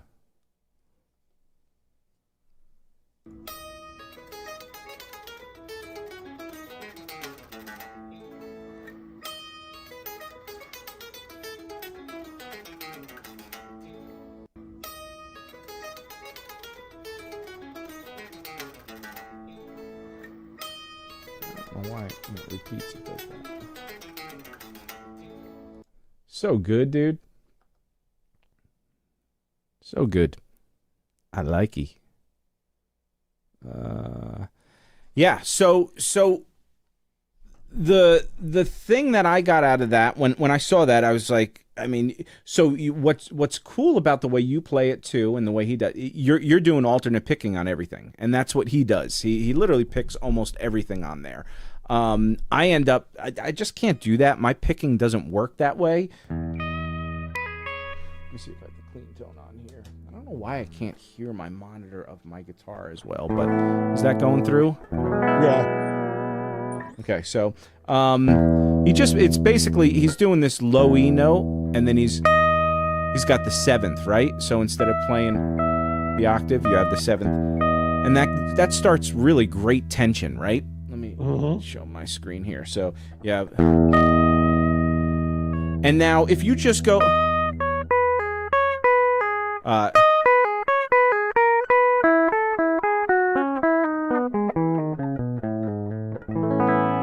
right? It's a very 16th note kind of thing, right? Da da da da da, or a triplet thing, and you're just literally repeating one after another. There's no variation in the rhythm. Those first 4 notes like messed me up because they do kind of. It's a weird time from like the. And I thought for me, that's what really I picked up the beginning. I love those little subtleties. There's just something about it. So let me play Shane again and listen to those first few notes. One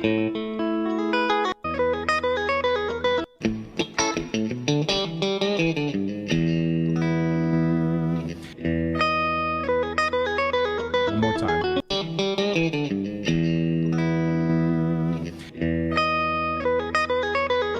Just those it kind of gets you going. And what's going on is, instead of doing, you can think of it, if you thought of it as even notes, it's, I'm sorry. So it's, and without those inflection notes, there's just 2 inflection notes in there, which is almost like ghost almost. Yeah, and I kept slowing it down to see if he's picking them, but he's not. So it's not. He's not.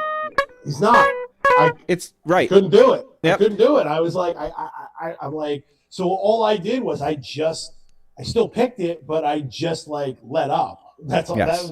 I was just like, I don't know how to do this any other way. So I'll show the lick really quick if anybody's interested. So basically, it is low E string open to the 11th fret on the high E string. And then it just does like what you would think a pentatonic thing, from 9 on the E string, 12, 9 on the B string. Then it goes back up to that 11th fret, and then it pulls off again the 12 to 9. Then it pivots off to the 9th fret on the E string, and then it goes again 12, 9 on the B string. Then it climbs up 11, 12 on the B string, and then it starts pivoting off of this E note, which is on the 9th fret of the G string. So, right? So you're just walking 12, 10, 9, and you're pivoting off of this E note. So you have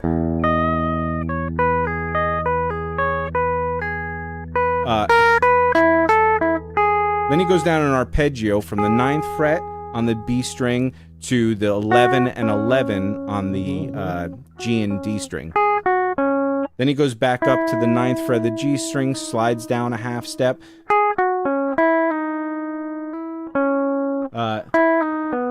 Then he comes down an arpeggio there from the 8th fret of the G string, 9th fret D string, 11th fret of the A string.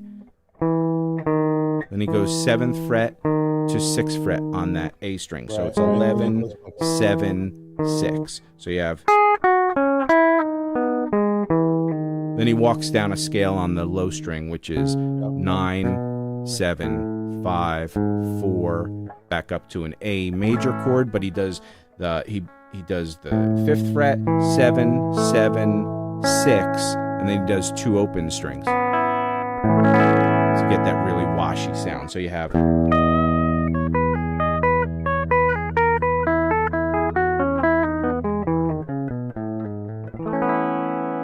Really beautiful lick. Now that intro though, what it's not this, which is all consistent notes.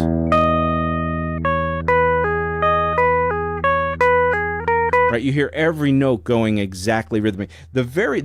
After he holds that note out for a second, he does those notes, the 9th and 12th, are just these kind of gross. You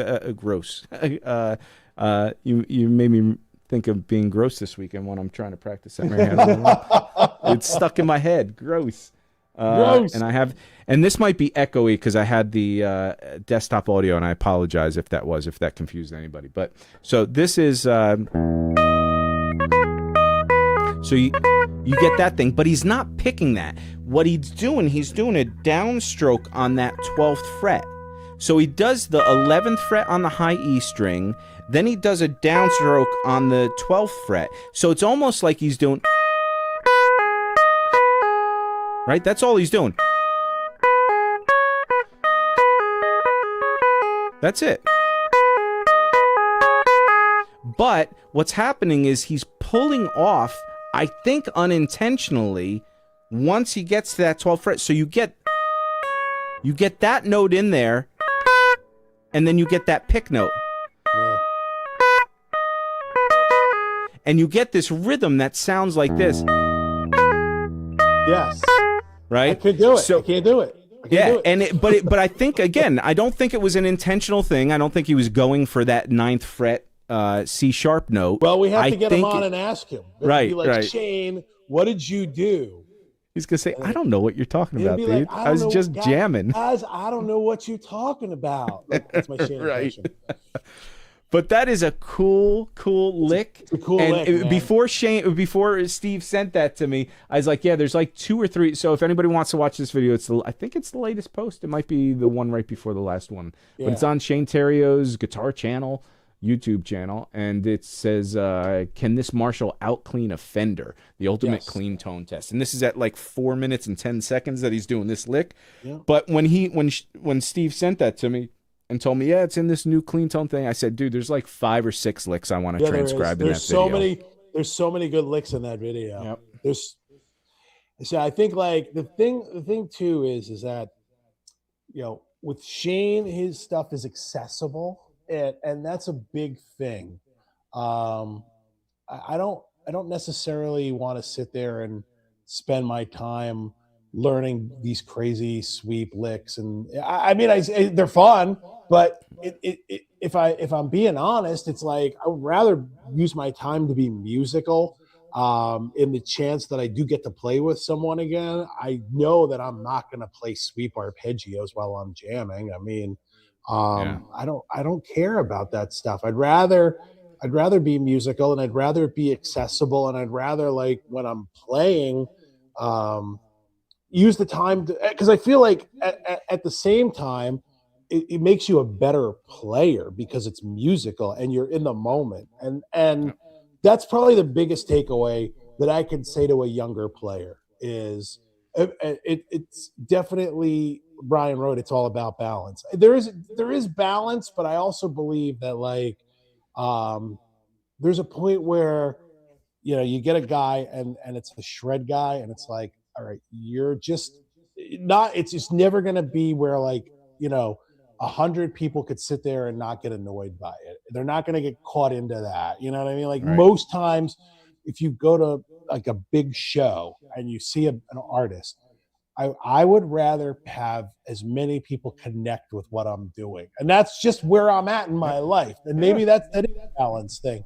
But to me, you know, like, there's a great video, Larry Carlton playing at NAMM, and then there's some crazy shred guy literally like right behind him, and it's like, and you got all the people like commenting, and I'm reading all the comments, cracking up, because it's just like, oh, who's this old guy? And it's like, who's this old guy? You know what I mean? And like, I'm sitting there going, like, I was you guys that are cracking on the old guy 20 years ago. But even then, I mean, I still would be like, holy shit, that's Larry Carlton. You know what I mean? Like, I don't care. That's the shame about getting older, right? I mean, we and I preach it all the time. You have these, life is so short. You have these short windows. You have the early years when you're barely walking, you're shitting yourself, you're doing whatever, and then you start learning about life a little, and then you go to school and you start interacting with people, and then you learn about who you're attracted to, your girlfriend, whatever it is. Right. And then all of a sudden now you're wasted years exploring that, and you don't even know what. Then you go to college and you're like, oh my God, the world's bigger than my neighborhood. So you have all these. Now, until you get in your mid-20s, do you start figuring things out a little bit. And then you have those middle years. But those middle years you're learning, and if you're not observant enough, you're going to miss out on a lot of things that you're going to look back. That's the whole regret thing. You look back, but you didn't have the fortitude. You didn't have the ability to just slow down. So now as we get older, we start appreciating a lot of these things, and we start realizing what, right before we get thrown in the casket, what things are all about. And I remember a perfect example is I was in a guitar contest. I think I've told this story, but I was in this guitar contest right after music school, and I was fortunate enough to win the whole thing, but I shouldn't have, because I didn't have a job, and for weeks it was every Saturday or Friday night or whatever, and it was for 5 weeks, and the 3 top people would go to the next round and go to the next round, and it was a really cool thing. Every place was doing it, right? Best guitarist in LA, best guitarist in whatever, and this was Orlando, best guitarist in Orlando, and but I didn't have a job. I'd just come from music school. So all I did was compose stuff. Instead of learning licks that I was going to play on there or whatever, I had my 5 minutes to play or whatever it was, and I composed everything in the same key. I did a jazz thing, I did a rock thing, I did a whatever, and it had meaning and flow to it. Where all these other guys went up there, and there was, man, the other 2 guys that should have won, because they were much better guitar players than I was. They were these legato guys that were crushing it. And I mean, really, I just watched them. I was like, this. And at the end of the contest, I was sitting at the bar with one of the guys. It was like 5 of us in that last show. And the one guy, he's like, man, you played great or whatever. I'm like, yeah, I think I'm going to head out. He's like, why? You're not going to wait to see who won? I go, it's late. And, I know I didn't win. And not that it's the selfish thing. It was just so late, and it was whatever. So, all of a sudden, he's like, stick around, man, have a drink. And I did that. And then all of a sudden, they call the 2 names, the 3rd place and 2nd place, and they're like, I'm like, oh man, I didn't even get any of those. I thought maybe I'd get 3rd place. I mean, whatever. What a kick in the nuts. Yeah. and then they call the 1st place guy, and I'm sitting there and I'm still drinking, talking, and he goes, dude, they just called your name, didn't they? And I'm like, what? And he goes, and I was like shocked, and it was crazy because they're handing me a guitar and stuff, and the pictures there for the newspaper or whatever, the little local thing. I'm just like I'm so surprised. I'm so excitedly surprised. I'm like, how did I win these? And my point of this is that the reason why what I did worked is because it connected with there. I remember at one point I broke into that Somewhere Over the Rainbow thing, the Tuck and Drace thing or whatever. And generally, the room's kind of quiet. There's guitar guys just watching like this and their girlfriends or whatever. But once I broke into that Somewhere Over the Rainbow thing, in this dead quiet audience that's listening, in the back of the room, you hear a girl go, oh my God, that's Somewhere Over the Rainbow. Right. And that is that thing where it connects past a guitar player. Yes. Now you're drawing people in because it's musical. So with all these things that we learn, it's so much fun getting trapped into arpeggios and licks and technical things. And it's like a sports thing where you like, you want to impress your friends and go like, like it's the weirdest thing sometimes with guitar, because it's like I want to impress dudes like that I can play, Right. Like as opposed to making music. Yeah. And that's the difference again between musicians and guitar players. Shane and those guys that are out there playing it, even the Osnoys and the Scott Hendersons and the Michael Landows and the Michael Tom, these guys are crushing it, technical, great genius players or whatever, but they're making music and they're moving people and they're whatever. Ryan says, and I didn't even see earlier, he said, honestly, jazz improv has been an area of growth for years. I figured learning Coltrane solo note for note will do me wonders. I'm done being the victim. Aren't we all the victim? But that's true. That's funny because Coltrane, and I don't know if you have the real book for Coltrane, and it's all standard notation. They did. And I didn't know this at the time, they do those things in different keys, right? They're and for guitar, I think I bought B flat, because I always thought, oh, everything's in B flat and this and that, and that's not a good thing for guitar. So if you're buying that, you buy it in C. So you buy so that you'll have sharps and flats throughout, but the key signature is generally C. Makes it a lot easier to read that. But there's no tab. And that's a great way, too, to develop your reading. I'm not a great reader, but every time I go back to those books, it takes me about 10 minutes to get locked in. So when I was doing this Giant Steps thing again, I was going back in, and the transcription's good. It's not great. It doesn't have a lot of the slurs and stuff, so I tend to like listening just to audio, slow it down, and learn those things. But I'd be interested to hear how you're approaching this. Are you learning it from YouTubers teaching you the giant steps, or are you figuring out by ear, or are you going through that Coltrane Real book? Yeah, but all of that, I mean, it does take you away from being the victim. You really do. It humbles you too, because this stuff is so, you don't have to do it up to tempo. You don't have to, it's just getting it under your fingers and really, really understanding. And then he also says, what are your thoughts on Jason Richardson? I'm not familiar at all. Yeah, I think he's All That Remains, if I remember correctly. I'm not super familiar with him. I believe he's a metal guy. I apologize. If you have a suggestion of something to listen to, let us know. Yeah, let us know. We'll definitely check it out. Yeah, it's weird, man. Like, you know, again, the whole idea of playing guitar, you know, once you kind of get past just impressing your friends, which is still fun to do. I love, like, you know, I love doing it, but you know, really what I like doing now is, you know, if I can record something and improvise and go like, wow, that's pretty cool. Like, I came up with that. That's kind of where I'd like to be. And so, you know, that's why I've been listening to a lot of Andy Timmons and now a lot of Shane, and, you know, like, I'm open to more of those kind of cats.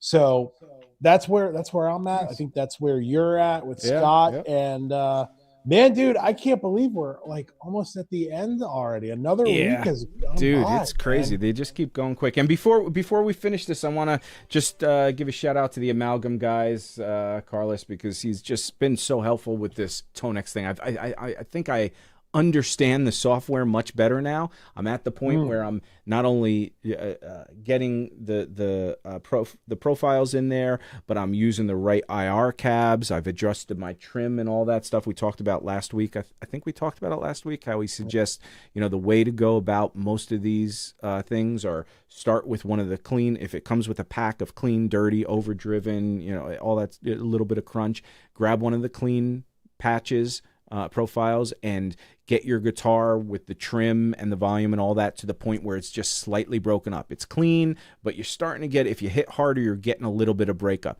And that's where your trim and all that stuff generally, at least for his profiles, but generally that's the consensus for a lot of profiles. Once you get that working, now all your profiles should sound, because if you have those trims and the volumes off and you're going through, you know, even a clean thing and it's never sounding really clean and you're like, wow, they had a little grit on this. No, it was clean. It's just you're pushing it too hard with your input. Same thing with the distorted things, the overdrives. If you have too much going into that overdrive's never going to sound as punchy and clean. Yeah. And so these two things are the Tone King patches, and especially this gain one. I just love how it just you can hear every note, and it mutes up nice, it cleans up nice.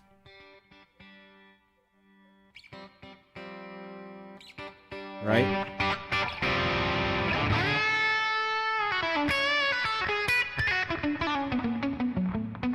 But it gets all those little palm mutes. It gets all the. I mean, it's just.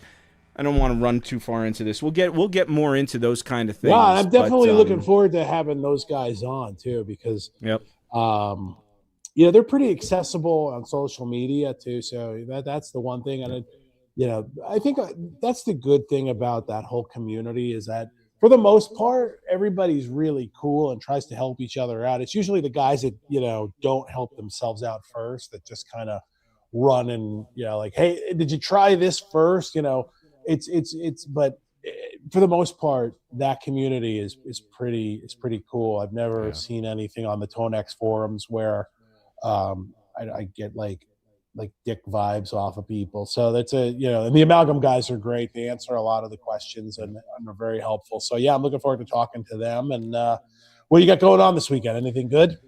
I'm going to relax after this. I got to actually finish up some work right after this, and then I'm going to turn it off, have a drink. Yeah, I'm excited for that. I'm going to mix a little cocktails. My favorite is a Jungle Bird. It has a little bit of Campari in it, which I'm not a big Campari fan.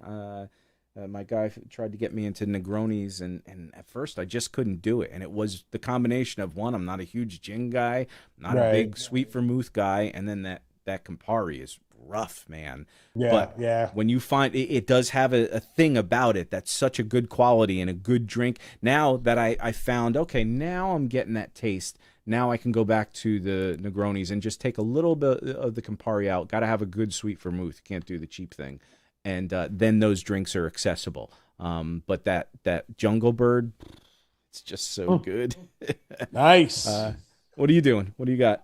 Well, I think tomorrow I'm gonna, hang out with the wife, plan a day. You had like 80-something degrees the other day, didn't you? I know, and then it was like it went from yesterday. like 30 degrees. Wait, no, what? Not like inches on the ground snowing, but so it went snowing. From 80s back down to snow. Yeah, it was like 20 something this morning. So it just never wants to be warm here. But hopefully we're on the other side of it. So what are you guys going to do this weekend?